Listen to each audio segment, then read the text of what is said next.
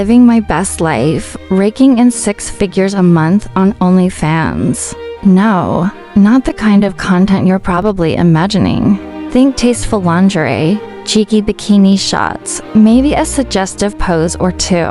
It's the kind of stuff you might see on Instagram, but with a paywall. And trust me, it's working. Enter Damien, my boyfriend of a year. A charming, charismatic 28-year-old with the looks of a Greek god and the lifestyle of a trust fund baby. The only problem? He's broke. His dad's a real estate mogul, swimming in cash, but Damien's been cut off. Why? Let's just say Daddy Dearest doesn't approve of his son's lack of ambition. But somehow, Damien always manages to maintain his lavish lifestyle. Designer clothes, fancy dinners, exotic vacations. Guess who's been footing the bill? Yours truly. For the past year, I've been playing sugar mama, covering everything from rent to his phone bill to those ridiculously expensive oat milk lattes he can't live without. I've justified it as an investment in our future, telling myself that one day, he'll get his act together and start pulling his weight. But as our 1-year anniversary approaches, Damien surprises me with a trip to Dubai. A lavish, all-expenses-paid vacation to the city of gold. I'm thrilled, of course, but a tiny voice in the back of my head whispers, "Who's really paying for this?" The trip is everything I've ever dreamed of. We stay in a palatial suite overlooking the Arabian Gulf, dine at Michelin-starred restaurants, and even take a helicopter tour of the city. But amidst all the glitz and glamour, our first real argument happens. As we're soaring over the cityscape, taking in the breathtaking views, the thought pops into my head again. Who is paying for all of this? I ask Damien, my voice laced with a hint of insecurity. His response is sharp, dismissive.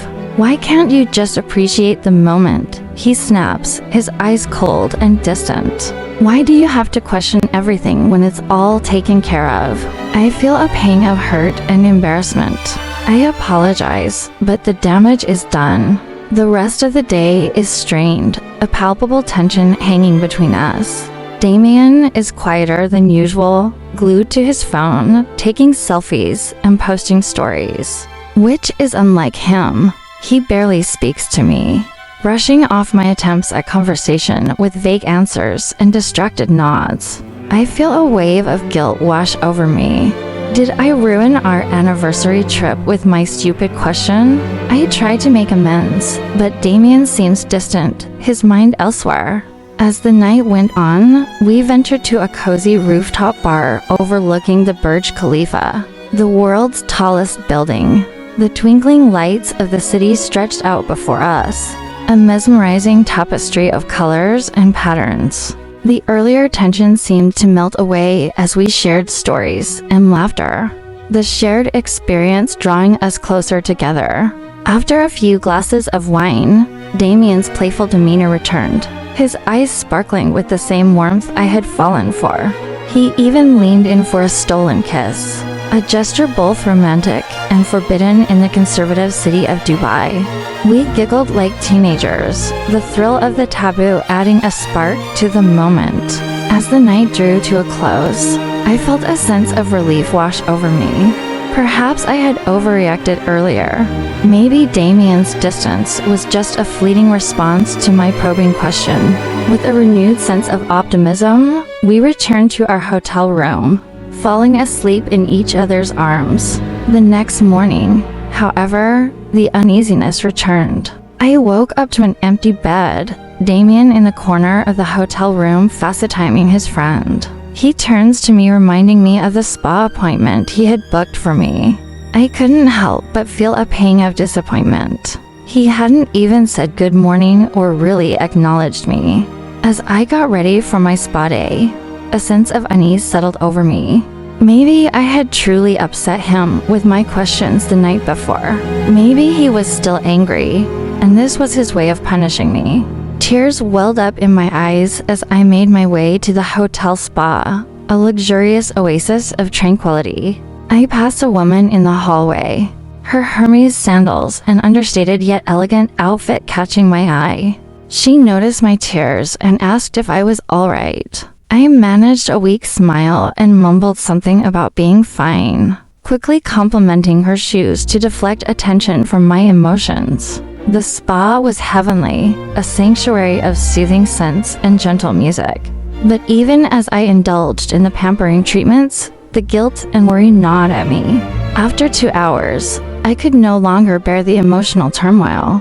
I excused myself, telling the staff I would return later, and rushed back to our suite, desperate to apologize to Damien and make things right. As I neared our room, I heard muffled voices coming from inside. My heart pounded in my chest as I pressed my ear against the door, straining to hear. It was Damien's voice, but he wasn't alone. He was talking to a woman, their conversation filled with laughter and intimate whispers. Anger surged through me, replacing the guilt and worry that had consumed me moments before. I knew exactly what I had to do. I threw open the door, my voice echoing down the hallway.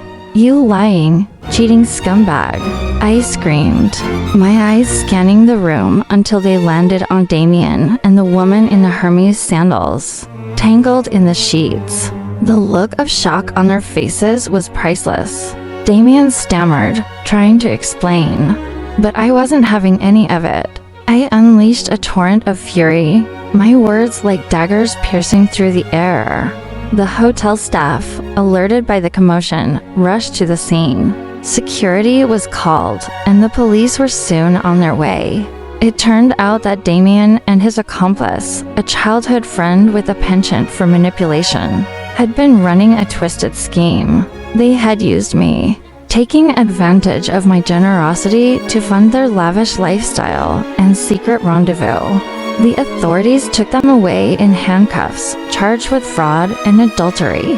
In Dubai, such offenses are taken seriously, and they face not only financial ruin, but also potential jail time. As I watched them being led away, a sense of satisfaction washed over me. I had been wronged, betrayed, and humiliated, but I had also emerged victorious. I had exposed their lies and reclaimed my power. I booked myself a first-class ticket home, leaving that very night. I withdrew the remaining funds from our joint account, leaving Damien with just enough cash for a taxi to the airport if he ever got out of Dubai prison. I haven't even talked to him since. In fact, as I boarded my flight, the last text I ever sent him was, "Enjoy your stay in Dubai. Babe, you're on your own now."